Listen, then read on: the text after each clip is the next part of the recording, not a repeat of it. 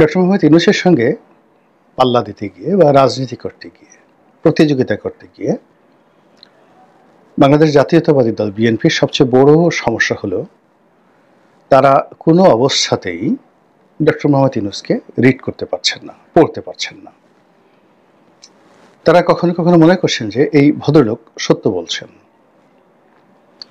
আবার পরক্ষণে মনে হচ্ছে যে না, তিনি সত্য থেকে অনেক অনেক দূরে আছেন। বিএনপি কখনো কখনো মনে করছে যে তাদের হাতে ক্ষমতা বুঝিয়ে দেওয়ার জন্য, তাদেরকে ক্ষমতা আনার জন্য অন্তঃস্থল থেকে আসলে ডক্টর মোহাম্মদ ইউনূস চেষ্টা করছেন। আবার একটু পরে মনে হচ্ছে যে না, তিনি নিজেই ক্ষমতায় থাকতে চান, নিজেই প্রধানমন্ত্রী হতে চান এবং বিএনপিকে রীতিমতো রাজনৈতিকভাবে অপদস্থ করার জন্য সকল কিছু তিনি করতে চান।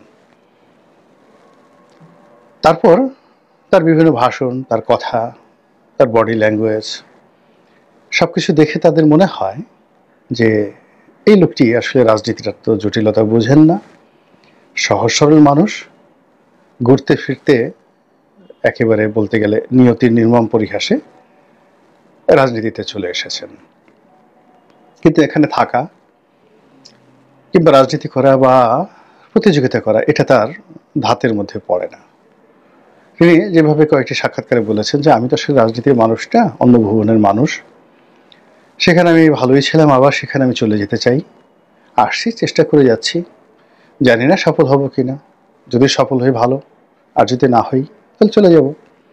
এখন ধরুন এইরকম বক্তব্য যদি একজন প্রাজ্ঞ, একজন বয়স্ক মানুষের মুখ থেকে আসে, আপনি তার সম্পর্কে কি ধারণা পোষণ করবেন? মনে হবে না যে লোকটা একেবারে সরল সোজা একটা মানুষ? তারা এই বিভিন্ন গ্যাংয়ের কবলে পড়ে মানে এই লোকটির সম্পর্কে বাজে ধারণা পোষণ করছেন। আবার অন্যদিকে এই লোকের চারিদিকে একটা বিরাট গ্যাং তৈরি হয়ে গেছে, যারা মূলত তাকে ক্ষমতার চেয়ারে বসিয়ে তারপর নিজেদের যে অভীষ্ট লক্ষ্য এটি তারা উদ্ধার করতে চাচ্ছেন। তো এই জন্য তারা কখনো ডক্টর মোহাম্মদ ইউনূসের প্রতি গরম হচ্ছেন, আবার পরক্ষণে নরম হয়ে যাচ্ছেন। তো এই অবস্থায় আলটিমেটলি 10 মাস চলে গেছে। এই 10 মাসের মধ্যে যে বিষয়গুলো সামনে চলে এসেছে, তাতে যারা একটু কেয়ারফুল মানে সতর্ক দৃষ্টি নিয়ে পরিস্থিতি বিশ্লেষণ করেন, তারা ইতিমধ্যে বুঝতে পেরেছেন যে তার স্বপ্নের গ্রামীণ ব্যাংকটিকে তিনি এখন একটা মাইলস্টোনের জায়গাতে নিয়ে গেছেন। গ্রামীণ ব্যাংকে সরকারের যে মালিকানা ছিল সেটিকে কমিয়ে 10% নিয়ে আসা হয়েছে এবং এটি এখন ডক্টর মোহাম্মদ ইউনূস এবং তার যারা সঙ্গী সাথী তাদের একক কর্তৃত্বে তিনি নিয়ে গেছেন। তাদের সুদ মওকুফ, ঋণ মওকুফ, আয়কর মওকুফ এবং আরো অনেক কিছু এই রাষ্ট্র থেকে অকল্পনীয় যে সুযোগ সুবিধা এই সময়ের মধ্যে তিনি সেটা নিয়ে গেছেন। তার গ্রামীণ ফোনের সঙ্গে বিটিআরসির অনেক ঝামেলা ছিল। বিটিআরসি প্রায় 1200 কোটি টাকা বা 12,000 কোটি টাকা এরকম একটা দাবি শেখ হাসিনার জমানা থেকে তারা করে আসছিল। সেই সকল দাবিনামা কুল্লু খালাস করে দেওয়া হয়েছে। এখন আর গ্রামীণ ফোনের সঙ্গে সরকারের কোনো সমস্যা নেই। এইবার যেটা হয়েছে সেটি হলো মানে 2023-22 সনের চাইতে গ্রামীণ ফোন কম মুনাফা করার সত্ত্বেও প্রায় 4,500 কোটি টাকা তারা তাদের শেয়ার হোল্ডারদেরকে ডিভিডেন্ড হিসেবে তারা দেবে বলে ঘোষণা দিয়েছে, অর্থাৎ 330%। অর্থাৎ 10 টাকার যদি কারো শেয়ার থাকে তাহলে সে লাভ হিসেবে গ্রামীণ ফোন থেকে সে টাকা পাবে 300 মানে প্রায় 34 টাকা, 330%। এখন এই যে 4,500 কোটি টাকা এই কারা পাবে? গ্রামীণ ফোনের যে আর্টিকেল অফ মেমোরান্ডাম সেখানে আপনি যদি মালিকানার কথা চিন্তা করেন, 10% শেয়ার হোল্ডার হলো এই সাধারণ আমজনতা, মানে যারা ওপেন ফ্লোর থেকে বা ওপেন ট্রেডিংয়ে বাজার থেকে শেয়ার কিনেন। আর 90% শেয়ার, এটা হলো ডক্টর মোহাম্মদ ইউনূসের এবং গ্রামীণ ফোনের যে বিদেশি উদ্যোক্তা রয়েছেন টেলিনর তাদের। এখন এই যে ডক্টর মোহাম্মদ ইউনূসের গ্রামীণ টেলিকম, আবার গ্রামীণ টেলিকম হলো গ্রামীণ ফোনের মূল মালিক, আর গ্রামীণ টেলিকম হলো একটি অলাভজনক প্রতিষ্ঠান যার কোনো ট্যাক্স দিতে হবে না 2029 সন পর্যন্ত। এখন গ্রামীণ ফোন থেকে এই অল্প কয়েকদিনের মধ্যে তিনি প্রায় 1100 কোটি টাকা এই বছরের এই লভ্যাংশ তিনি তার ভাগে অর্থাৎ গ্রামীণ টেলিকমে তিনি নিয়ে এসেছেন। আর এই 1100 কোটি টাকার কোনো আয়কর দিতে হবে না এবং 2019 সন পর্যন্ত, মানে 29 সন পর্যন্ত এভাবে চলতে থাকবে। আচ্ছা, এরকম অসংখ্য কর্ম। তিনি একটা ম্যানপাওয়ারের লাইসেন্স নিয়েছেন মালয়েশিয়াতে, তার বন্ধু আনোয়ার ইব্রাহিম সাহেব এখন প্রধানমন্ত্রী রয়েছেন। আপনারা জানেন যে শেখ হাসিনার জমানাতে একটা সিন্ডিকেট ছিল, সেই সিন্ডিকেট 1-1.5 বছরের মধ্যে মালয়েশিয়াতে লোক পাঠিয়ে প্রায় 20,000 কোটি টাকা লোপাট করেছে, মানে লাভ করেছে। নর্মাল যেখানে 2 লাখ টাকায় লোক পাঠানোর কথা বা 1 লাখ টাকায় লোক পাঠানোর কথা, তারা 5 লাখ 6 লাখ টাকা করে সিন্ডিকেশনের মাধ্যমে নিয়ে রাতারাতি আঙ্গুল ফুলে কলা গাছে 20,000 কোটি টাকা লাভ করেছে। এখন যেহেতু ডক্টর মোহাম্মদ ইউনূসের বন্ধু সেখানে আছে, তিনি যদি মালয়েশিয়াতে 2 লাখ লোক পাঠাতে পারেন, আর এক একজন লোকের মাথা পিছু যদি তিনি 3 লাখ টাকা করে লাভ করতে পারেন, তাহলে 2 লাখ লোক পাঠালে তার কত টাকা লাভ হবে। এবং এই কাজ করার জন্য তার একটা ম্যান পাওয়ার লাইসেন্স দরকার, এবং সেটা তিনি নিয়েছেন। খুব আলোচনা হচ্ছে। এরপর তিনি জাপান গেলেন। জাপানের সঙ্গে আওয়ামী লীগ সরকারের এই অনেক আগের থেকে ভালো লেনা হচ্ছিল, কিন্তু সমস্যাটা হলো জাপানে যদি আপনার লোক পাঠাতে হয়, জাপানের ভাষাটা আপনাকে শিখে দিতে হবে। তো এই ভাষাটা খুবই কঠিন।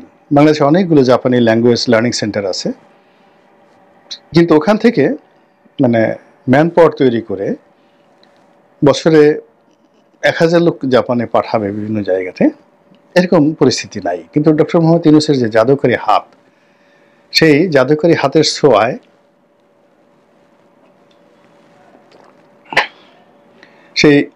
হাতের ছোঁয়ায় এই জাপানের যে ম্যান পাওয়ারটা, এটা মানে রাতারাতি যাকে বলা হয় স্বর্ণখনিতে পরিণত হতে পারে, যেহেতু তার ম্যান পাওয়ার লাইসেন্স আছে। আর শোনা যাচ্ছে তিনি 1,20,000 লোক জাপানে পাঠাবেন। তো জাপানে যদি পাঠান 1,20,000 লোক, এবং সেখানে জাপানে ইজিলি 10 লাখ 12 লাখ টাকা করে লোক পাঠানো যাবে। যদি 2 লাখ টাকা খরচ হয়, 8 লাখ টাকা লাভ থাকে, 1 লাখ লোকে কত টাকা লাভ হবে। একটা স্বর্ণের খনির সন্ধান তিনি করে বেড়াচ্ছেন। এই জন্য তিনি জাপানে গেলেন। এটা কোনো রাষ্ট্রীয় সফর ছিল না, এটা একান্তই তার একটা ব্যক্তিগত সফর।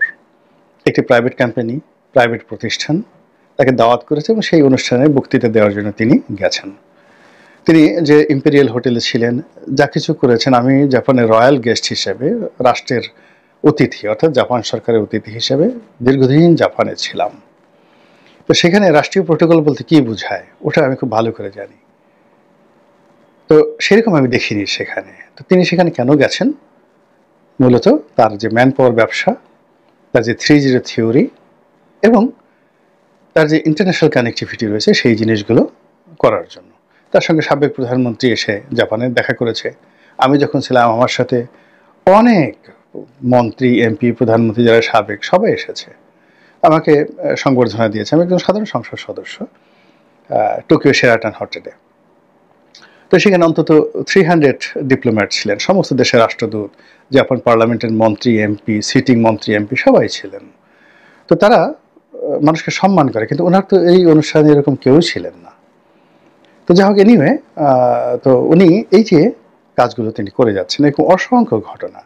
যদি ডিপি ওয়ার্ল্ডকে তিনি এই পোর্টটা দিয়ে দেন, ডিপি ওয়ার্ল্ডের এজেন্ট কে হবেন বাংলাদেশে? তিনি যদি তুরস্ক থেকে ড্রোন আনেন, অস্ত্র আনেন, তাহলে সেটারও তো একটা কমিশন আছে, একটা পার্টি আছে।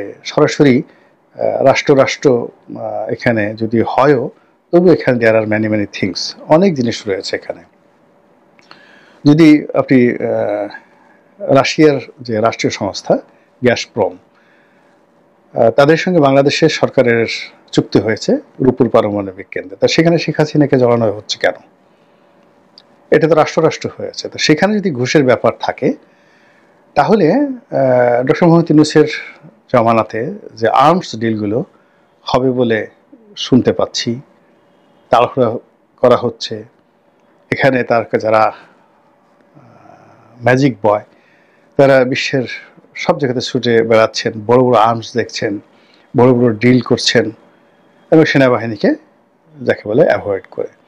তো এই সব মিলিয়ে ডক্টর মোহাম্মদ ইউনূসের যে এরা, তার যে জমানা, এটা খুব দ্রুত শেষ হবে এরকম মনে হচ্ছে না, বরং তার যে পড়ন্ত জীবনের যে শেষ প্রান্ত, এটাকে আপনি মরাগাং বলতে পারেন।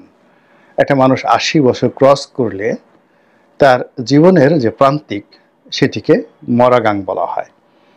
কিন্তু উনি ওনার এই বয়সে মাহাথির মোহাম্মদকেও তিনি অতিক্রম করতে যাচ্ছেন। মাহাথির মোহাম্মদ দেখেন একেবারে শেষ বয়সে, এখন তার বয়স প্রায় ১০০ বছর।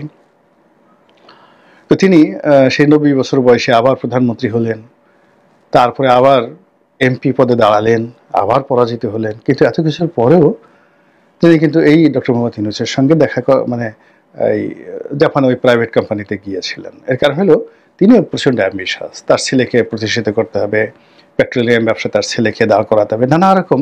আমরা বাইরে থেকে তাকে অনেক বড় মনে করি, যেমন ডক্টর মোহাম্মদ ইউনূসকে দেশের বাইরে যারা লোকজন অনেক বড় মনে করে, কিন্তু মালয়েশিয়ার যারা লোকজন তারা ভালো জানেন যে সত্যিকার অর্থে মাহাথির মোহাম্মদ কি। নচেত যিনি একটি দেশকে উন্নয়নের চরম শিখরে পৌঁছে দিলেন, ২০ বছরের মতো একটি রাষ্ট্র চালালেন, তিনি একটা এমপি পদে, সংসদ সদস্য পদে কিভাবে জীবনের শেষ প্রান্তে এসে পরাজিত হলেন। তো মালয়েশিয়াতে যেমন তার অবস্থা, বাংলাদেশেও ডক্টর মোহাম্মদ ইউনূস সম্পর্কে আমরা কি চিন্তা করি আর জাপানের লোক কি চিন্তা করে, এর মধ্যে কিন্তু বিস্তর ফারাক রয়েছে। এনিওয়ে, তো যেটা বলছিলাম যে তার এই যৌবনের শেষ প্রান্তে এসে, যেটাকে আমি মরাগাং বলছি, সেখানে তার এই কর্মকাণ্ড, তিনি যা কিছু করছেন, এটা দেখে মনে হচ্ছে যে এই গাঙে নতুন করে জোয়ার এসেছে। এখন সেই জোয়ারের তোড় কতদিন থাকে এবং সেই জোয়ারের স্রোত নদীর দুই কূলে কিভাবে প্লাবিত করে, কতটা বন্যা সৃষ্টি করে, এবং সেই স্রোতে আমরা কারা কারা ভেসে যাই। বিশেষ করে বিএনপির মতো রাজনৈতিক দল যারা ডক্টর মোহাম্মদ ইউনূসকে চ্যালেঞ্জ জানাচ্ছেন, তারা এই যে তার মরা গাঙে জোয়ারের যে প্লাবন, এই প্লাবন দেখে রীতিমতো অস্থির হয়ে পড়েছেন আতঙ্কে। আল্লাহ আমাদের সবাইকে হেদায়েত দান করুন এবং হেফাজত করুন। আসসালামু আলাইকুম।